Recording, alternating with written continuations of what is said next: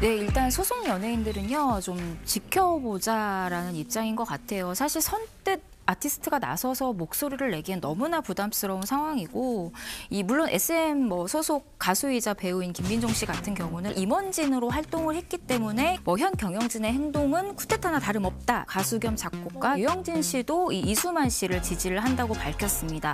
이수만 선생님 프로듀싱이 없는 SM은 진정한 SM이 아니다라면서 이수만 선생님의 뜻을 따르겠다라고 얘기를 했습니다.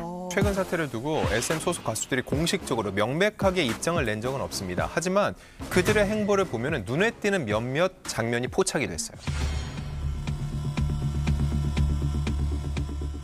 축하드립니다. 성남 부탁드립니다. 이수만 선생님을 비롯한 정말 SM19에 있는 모든 형 누나들에게 너무 고맙다는 얘기를 드리고 싶고요. 저희 항상 사랑해주신 이수만 선생님, 회사 직원분들, 우리 가족들, 그리고 헤메 스타일리스트 언니 오빠들 너무 감사드리고.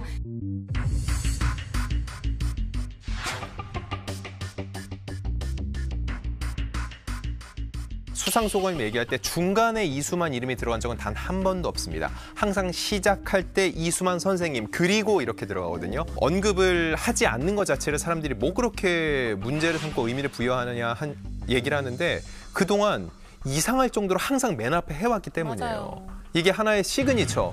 박진영 씨 노래 JYP 들어가는 것처럼 이수만 선생님 들어가는 게 하나의 공식이었는데 이 공식이 깨졌다는 거죠.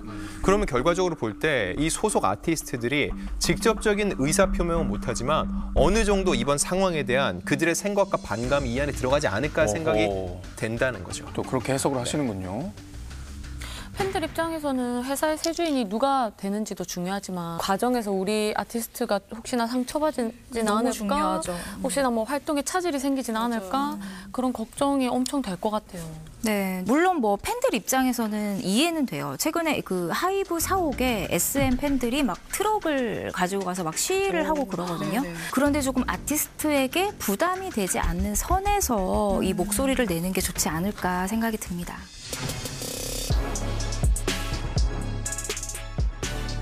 가장 궁금한 건 앞으로의 진행 상황일 겁니다. 네. 전망을 어떻게 하시는지 기자분들 네. 어떻게 생각하세요? 일단 3월 31일이 SM 입장에선 가장 중요한 날이 될 것 같습니다. 이날 주주총회가 열릴 예정인데 저희가 봤을 땐 큰 결정은 다 이날 날 것이다 라는 생각이 들고요. 네네. 우선 법원의 이 가처분 인용 여부와 소액 주주의 이 추가 지분 확보에 따라서 경영권 분쟁의 이 향방이 좀 달라질 것 같다. 이날을 좀 주목하시면 좋을 것 같다라고 생각이 듭니다. 이 K-팝의 시초인 SM 엔터테인먼트의 경영권을 하이브가 갖게 된다면 이 가요계에도 정말 긍정적이든 부정적이든 굉장히 큰 바람이 불 것 같아요. 일단 긍정적인 거 말씀드리면요.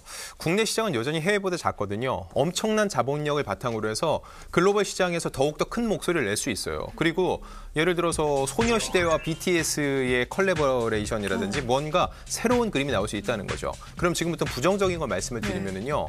일단 독점 구조가 되면서 경쟁 구도가 사라질 겁니다. 이게 어떤 의미를 갖냐면 예전에 H.O.T 하면 누가 떠올랐죠? 제키. 그러면 BTS는 누구랑 상대하면서 성장했을까요? 엑소, 정확히 아시네요. 엑소가 더 위였는데 BTS가 올라오면서 어마어마하게 팬덤들이 싸우면서 세계적으로 영향력이 커졌는데 하이브에서 전반적으로 조율할 수 있다는 거죠. 1월에 BTS가 나오면은 세븐틴은 3월, 동방신기는 5월.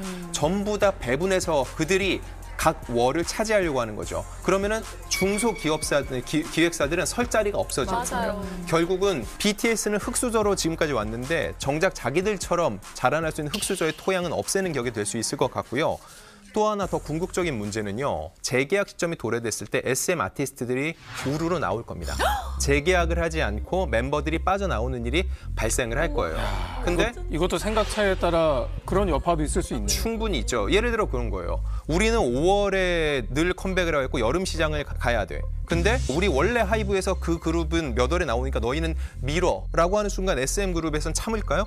아니요. 팬덤들은 다 알아요. 우리 오빠들 이 시기에 앨범 나오는데 안 내줘. 근데 자기들끼리 오면 집안 싸움이 되니까는 이걸 억지로 찢어 놓으려고 그래. 선택은 재계약 기간이 도래했을 때 그들은 팀을 떠나는 것밖에 방법이 없습니다. 결국은 전반적으로 하향 평준화될 수밖에 없다는 거죠.